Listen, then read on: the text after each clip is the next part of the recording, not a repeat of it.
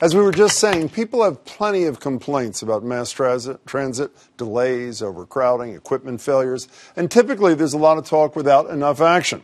But there's one recent transit system failure we cannot afford to wait to address. Last week, 22-year-old Malaysia Goodson was in New York City with her 1-year-old daughter trying to get down to the 7th Avenue station, one I've been to many times myself, which has no elevator and not even a down escalator. So, carrying her baby, multiple bags in a stroller, she fell down the stairs all the way to the platform. Somehow her daughter survived, but Malaysia did not, leaving a 1-year-old without a mother and a heartbroken family behind. I was praying that was the whole time.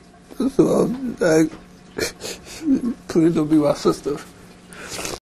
While Malaysia's official cause of death is still under investigation, and she may have had another condition that contributed to her fall, the fact is she never should have been forced into that situation in the first place. And it's one that millions of parents and people with mobility impairments are forced into every single day.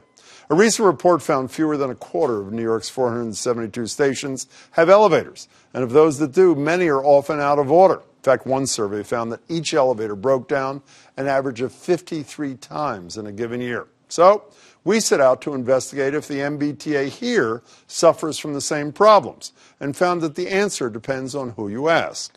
According to the Transit Center Foundation, only 71% of MBTA stations are fully accessible, which means almost another third are not. But according to a T spokesman, there's virtually no problem. Of the 67 underground stations, only 5 don't have elevators, and the in-service rate for the 176 elevators they do operate has hovered around 99% for close to 10 years, they say. That must exclude the one near me in Central Square, but let's assume that's an aberration.